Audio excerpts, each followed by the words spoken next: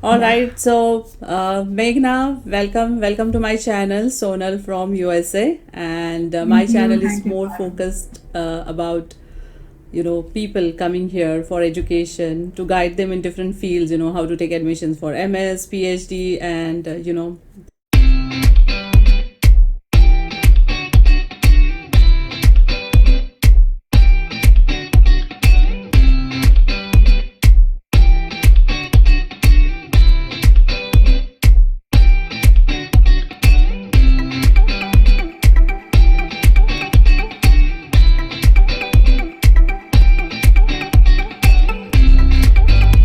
knowing that you have a complete different background and you came here for masters for different Yeah, subjects, and now that you're pursuing PhD, we are very keen to know more about you, how sure. you went about your masters PhD.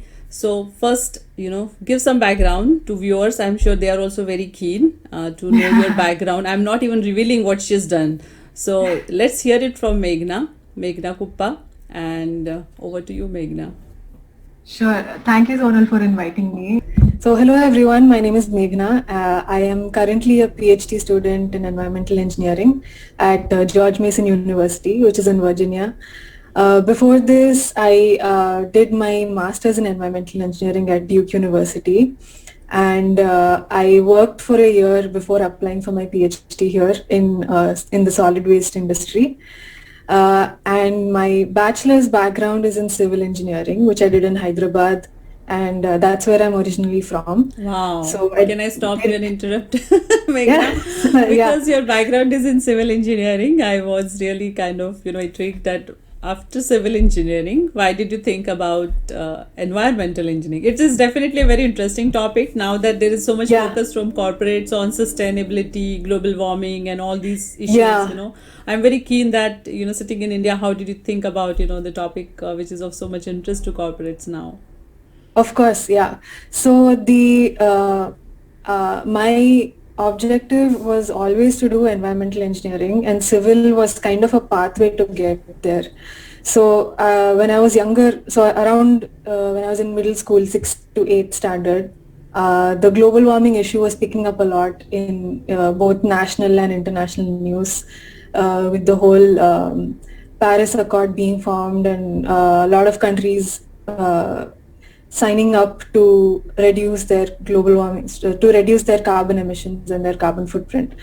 And I used to watch a lot of documentaries on climate change, and it really made me feel like it's going to be a very important problem to solve. And I was personally very worried about where things were going in terms of pollution and climate change. Like I used to hear a lot of stories from my grandparents on how the climate in Hyderabad used to be when they first came in the say 60s, 70s, and Wow. how it is now, which is so different. So earlier, now we in India we say that Bangalore has such great pleasant climate, and my grandmom used to tell me that Hyderabad used to be like Bangalore.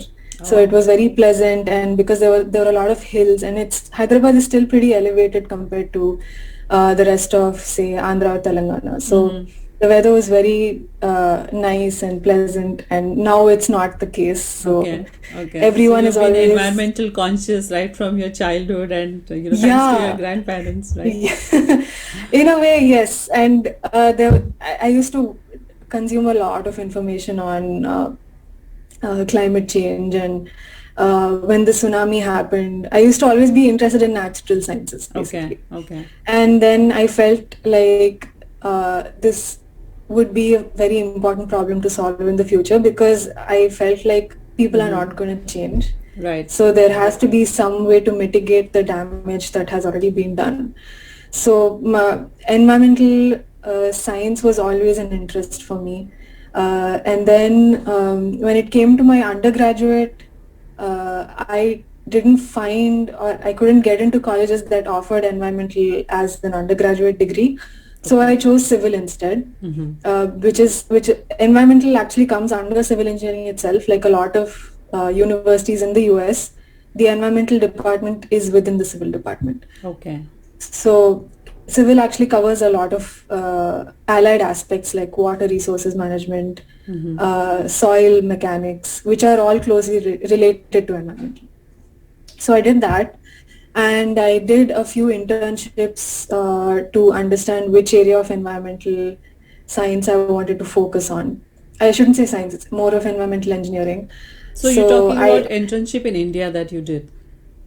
Yes. Okay. So I did a couple of internships in Hyderabad, which helped me figure out what I wanted my master's focus to be. Wow. So these internships I had done at the Administrative Staff College of India in Hyderabad, and they work on a lot of advisory projects for the local and state government on various issues like healthcare and energy, environment, waste management, water, sanitation, and public health.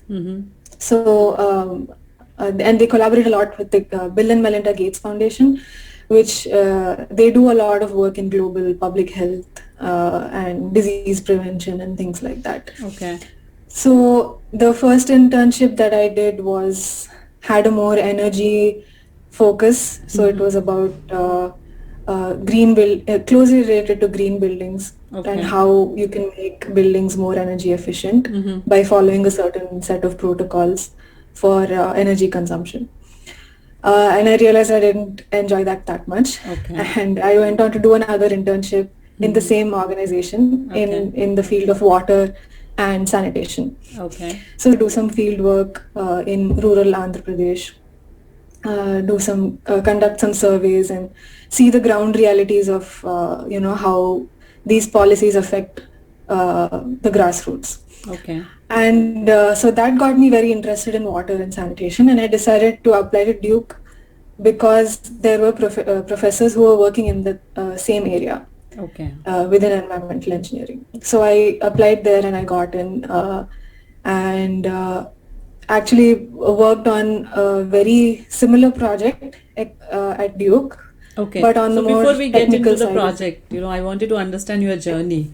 How you prepared for your, your F1 visa, how you got through it, because it's a very different transition, right? Even for the interviewers, when you apply for the, from undergrad having civil engineering to environmental engineering, there would be a lot of questions around that, right? So how did you, prepare for your F1 visa interview to, make sure that you get through? And then come for MS, and then we will cover some part of your curriculum, and then we will jump to the internship. So tell us about it. How did you prepare? Because it's a very different field, and I'm sure there is not much guidance around it. How you prepare for these subjects and what kind of answers you should provide to visa officer. So even though you secured the admission, and you come from India, there is always F1 visa interview is a barrier because I see a lot of people get admission, but they do not get selected into F1 visa interview. They get F1 rejected or get 221G or whatever, So please take us through that, and also mention about your scores. How was your scores, for GRE, TOEFL and everything? Sure, yeah. So for the visa interview, actually was the most easiest part of my whole application process, if you ask me. So the degree that I was offered, the name of the course at Duke that I was going into is called Civil and Environmental Engineering, because that's the department that I went into. So it was actually directly related to my undergrad, so I didn't face any questions on that. And I also, when I was preparing, I also didn't think that this would be an issue because the name of the degrees are the same for both bachelor's and master's. What I was more concerned about was, I guess, the financial aspects, because I wasn't very familiar with the financial documents that I was taking as proof of funding. So I was worried that they would ask me questions on that. But I actually didn't get any of those questions either. And to be honest, I don't think it lasted more than 3-4 minutes. Really? What were the questions that they asked? I think they just asked me where I'm going to be studying, what my field of study is, and those were the main questions. I think I don't remember beyond that. It was 2 years back, right? So probably you don't remember. Yeah, more than 2 years now. And but there was definitely nothing that was that made me feel like, oh no, I don't know the answer to this. Okay, okay. Because you did your civil engineering and you were applying for environmental engineering, and there's not so much of guidance. I wanted to understand when you were preparing for your MS, how did you go about writing your SOP? Because that is the Great key, question. right? A statement of purpose. Yes. Yes, I mean, I had a lot of help from my family, my dad, my uncle, and everyone at home. But also, one key aspect that I got the best inputs from also was from this startup called Gradvine. So they help in crafting, they help you to craft your SOPs depending on your university and interests and the programs that you're applying to. Mm-hmm. So they were back then at their beginning stages, and one of my cousins put me in touch with them. They're a Hyderabad-based startup, and now they've actually gone pretty big. And I also work for them now. Um, I help students who are planning to come for graduate studies, either in civil engineering or environmental engineering. So they basically assign you mentors who have gone through the same path as you or have been in the same field as you. Wow, that's So that's interesting. their USP. Yeah. So my mentor there at Gradvine was very helpful in crafting my essay. But other than that, my parents and my uncle were also very instrumental in helping me write it. But Okay. that's like I feel the hardest part of the application process, because many people, especially from India, they get around the same GRE and TOEFL scores, but the SOP is really what makes the committee want to give you an admission. So my scores were pretty standard. Like my GRE was 319 out of 340, and TOEFL was, I think, 115 out of 120, which is many people get the same scores, and many people have the same or similar undergraduate GPAs. But where you can really sell yourself is your SOP, and the universities want to know why you want to, number one, pursue a master's, and number two, why this field, number three, why this university. So if you're able to properly answer these three questions is when you will be given an admission. Correct. So Gradvine does some great work on that, and which is why I joined them back as a mentor after receiving help from them, because I felt like for a civil engineering student, nobody can help better than a civil engineering student. Absolutely. While writing the SOP, you might even question yourself about, okay, is this really what I want to do? Because you have to answer some fundamental questions about why you want to do this. Okay, okay. This is a good part because I had interviewed few students and I realized when I was talking to them that these counselors do everything by themselves. They write your essay, they write your statement of purpose, and they even apply on your behalf. Is what I heard, and I was really amazed. That students really go through that route. But this is good that you learn through the process and you know what exactly you're doing. And you answer most of the questions, and they just kind of guide you like a mentor. Yeah, they provide you edits and suggestions. And I have mentored around 7 students so far who are now pursuing their masters in both the US and a few places in Europe as well. Wow. So I think it really helps to write an SOP on your own, because once you come here, you want to start applying for jobs, right? And you need to write cover letters. It prepares you to write anything else in the future also. Like a lot of companies even ask for writing samples. And once you know your SOP, like I keep referring to my SOPs to write anything now. Wow. Like even if I have to write, even when I had to write my PhD SOP, I refer to my master's one. Okay. And so I just had to write some 2-3 extra paragraphs, which is my recent work. But everything else was constant from my master's. So it's like a role model for you now, that SOP you can use it as like a standard document. It is so much useful. Yeah. Wow, that's really good information, because I know people struggle to write SOPs normally for masters, and many people probably do not score and get admissions because of that. So thank you for sharing those details.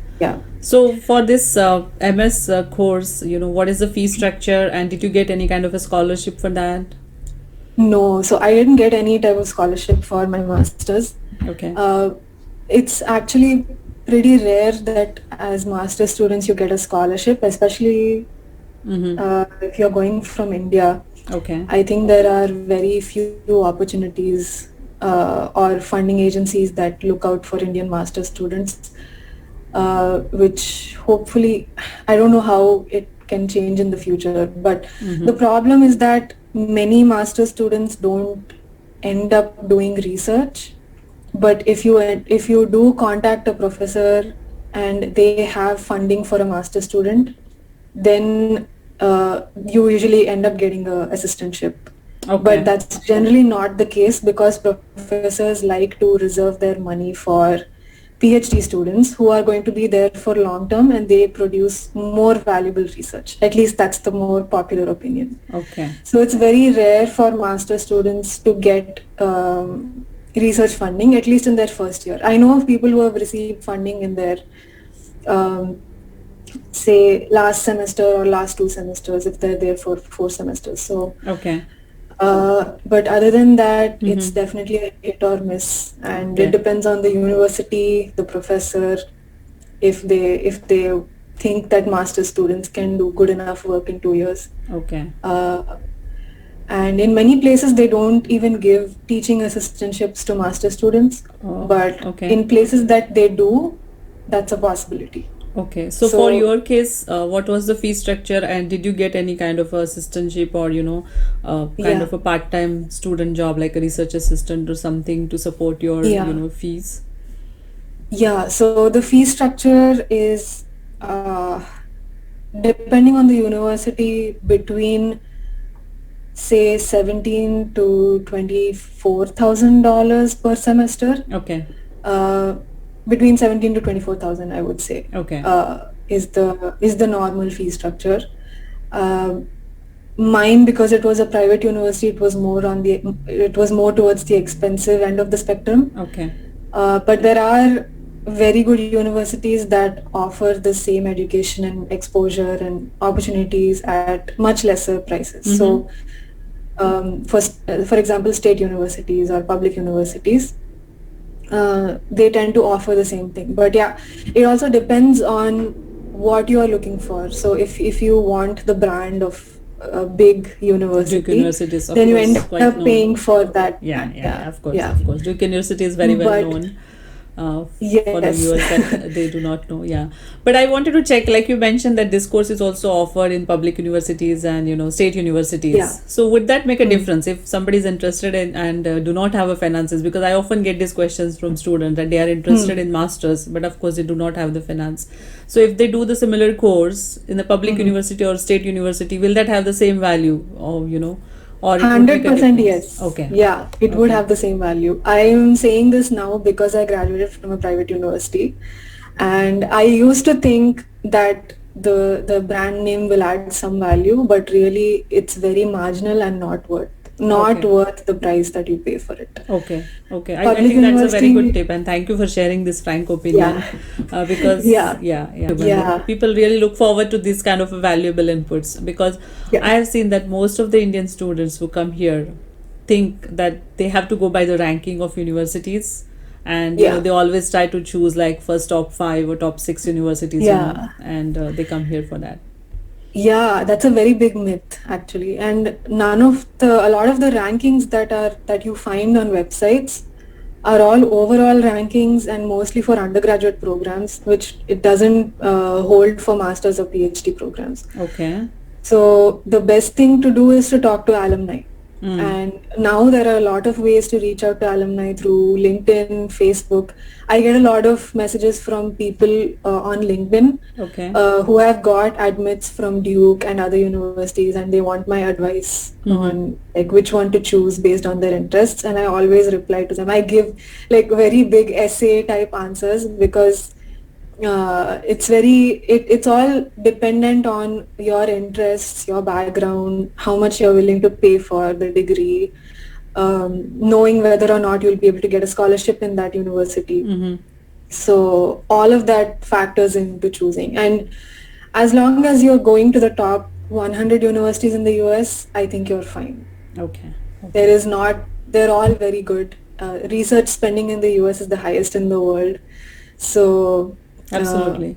Yeah. yeah, many universities which are not so-called Ivy Leagues or say the top 10 or top 20 have their own specialized departments which they are very good at, and a lot of like government agencies also rely on them to get research to set standards for say national air quality or water quality. Okay. So every university has its own specialization, and that's what you should try to find out, Okay. Okay. especially for masters or PhD. So yeah. Okay. This is a very good point, and thank you for sharing your, really valuable opinion for the students who are Sure. really looking forward to come here for masters. So, what is the kind of curriculum? It is also kind of a similar curriculum that Dukes will have and other universities will have, or it really largely varies because the Dukes is, highly, top ranking versus a state or public university, or kind of a similar curriculum that you see for this, especially masters. Yeah. I think the curriculum, but they are pretty much standard for, say, if you're looking for an environmental engineering program, Okay. you're going to have a few courses on water pollution, you'll have a few courses on air pollution, and some basic data analysis courses. And the other, say, electives depend on what the university specializes in. So, Okay. for example, at Duke in my master's, Duke has a very good medical program. So, a great biomedical engineering program. It's a very big hospital, one of the most renowned hospitals in the US. So naturally, anything that they do in environmental is very closely related to public health and human health. Okay. So your electives will be focused around that. So I will do some general water quality courses and air quality courses, but I also took a few courses in human health risk assessment and how to set standards for certain chemicals when they are being released into the environment in a way that they don't affect human health. Okay. Or I also took a global health course which talks about more of health in terms of how government policies affect health. So Okay. something as simple as, say, a government doesn't spend money on maintaining parks, leads to obesity in children because they don't have a place to go out and play. Okay. So kind of correlating health outcomes with decisions that governments take, which at first glance have nothing to do with health, but once you dig deeper, you'll find the connection. Okay. So it depends on the university and what their specialization is. Based on that, you can choose your electives. Okay. But the standard curriculum for all environmental engineers is the same. So you will learn how pollutants are transported across different sources in different media. So in water, how does it transport itself? In air, how does it transport? Okay. So when you chose the university, you directly kind of applied to Duke's, or you had applied to many other universities as well? I applied to a total of 10 universities. Okay. And Duke was one of them. Do you remember the names? I know it's been a long time, but do you remember the names, at least of 4 or 5 universities? Yeah, sure. I applied to Duke, University of Carolina, Carnegie Mellon, University of Michigan, Virginia Tech. So those are 5. Georgia Tech. There are definitely 3 or 4 more which I applied to. But these were all top-ranked programs within environmental. So if you see overall rankings, they won't be in the top 10 or 20, but they are very reputed environmental engineering schools. And you got admit from all of them? Not all. I got admits from 4. 4 of them. So I got Duke, CMU, Virginia Tech, and UNC. Okay. So out of these, why did you choose Duke? So the reason I chose Duke was because I was interested in water and sanitation research, which I found out through my earlier internship.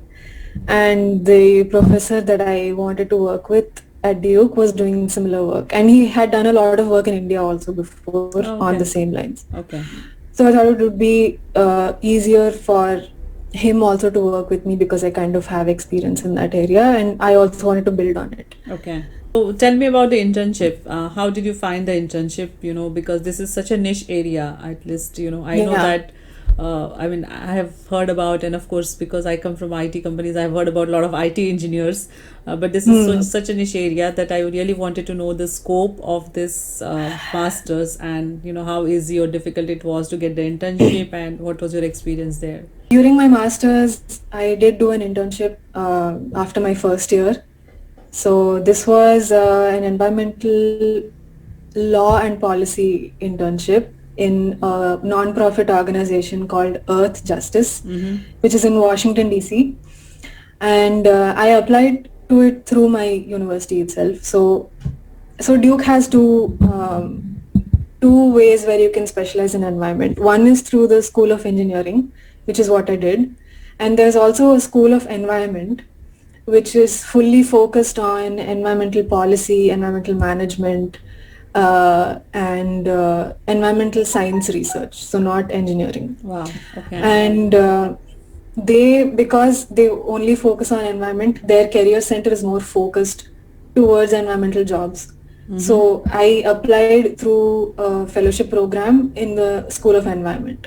So this fellowship program is actually funded by a Duke alumni, and he gives out a few, I think, I don't know the exact number, but he funds a few students every year to go out and do internships where they can learn about environmental policy and implementation and things like that. Okay. So I applied and got this justice internship, which actually paid a pretty good amount and was enough for my living expenses for the next year. Wow. Okay, can I ask you So, about the internship amount? How much you got? Yeah, it's a $5,000 fellowship. Wow, that's really So good I worked amount. for, That's really good yeah, amount. it I'm asking because there quite, is a myth, that for the niche yeah, areas, there are very less opportunities and they get paid less because most of the jobs are available either with kind of a public sector or government or a yeah, niche areas, right? So most of the folks are only interested in technology and technological fields, right? And that's why I'm asking you some questions that would help, our watchers and viewers to understand that every field has yeah. the importance in their Oh, respective yeah, field.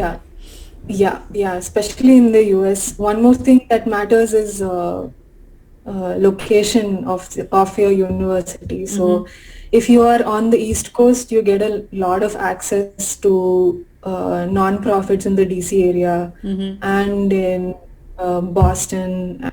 Even North Carolina has a lot of good environmental startups now because of Duke, UNC, and NC State being there.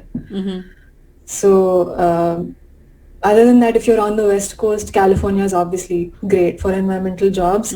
So basically any environmental regulation that gets implemented in California is taken up for the whole country. So Okay. California is a huge leader in environmental regulations. So a lot of environmental jobs there. Texas has a lot of good water resource engineering jobs. Yeah, that's another thing that we'll get into probably later. Okay, okay. No, but that's a good input because people also choose. I have seen that looking at location, if it's cold location, they will ignore. They try to Yeah. prefer when they come from India. I have seen, or any Asian country, they prefer a location which is warm, Yeah. not cold, and these parameters also do matter. So definitely, this is a good input about the location. All right. So I wanted to understand about your work experience. Like I said, it's a myth. People think that there's only scope for IT, but I know that there are different fields which are niche and has a scope, and this is one of it. So please share your experience about finding a job after your masters. Sure. How easy or how difficult it was to get what you want, and how much you get paid. Typically for these kind of a jobs. So my experience might not answer mainstream questions about job search because I worked for a non-profit as a part-time research assistant, so it was not a full-time job. Okay. And I was getting paid just a little bit above minimum wage. So I don't think it's an accurate representation of what civil or environmental engineers get paid. Okay. Job search is definitely tough in this field, especially if you're not a citizen. Okay. So I kind of got this job in the last minute of my whole OPT job search period. I got it through a referral from my friend at the University of North Carolina who was also working in the same company. Okay. So that's how I got this job. But before that, I had put out hundreds of applications with no response Okay. whatsoever. Especially because the sponsorship situation was pretty bad then. Still is, I think. It is, yes. Yeah, especially for master students who don't have any specialization as such. Like they can easily hire a local candidate for much cheaper. Okay. Who can work for longer and who doesn't have any visa restrictions or who doesn't need, like say they can work on any federal contracts which require Understood. security. Basically, government organization, because this is Yeah. kind of a field where probably government organizations would invest more money for Yeah. research or Yeah, any kind yeah. of a work, and that is where the visa restriction is more, I would say. Yeah. Okay. Yeah. But other than that, there is a So- scope. It's just because of the visa restriction, There is- it is little tough. Yeah. Okay. There are jobs, it's just hard to get through to them if you're an international student. Okay. But alumni networking helps, and just having friends in the field actually also helps a lot. Also helps. Definitely. Yeah. Networking is the only way of working nowadays. So Yeah, It like I helps. wouldn't have. Most of the interviews that I've got were through referrals. Okay. Others, they just get lost in a sea of online applications. online applications. So true. Yeah. Yeah. But again, thank you for sharing the real situation, not the rosy situation, because it's grass is always green on the Not at other all. side, and people think that, Yeah. there are ample jobs here. But I keep telling, in many vlogs that it's difficult. Situations are dependent on the visa, and it's little difficult. It's not always easy.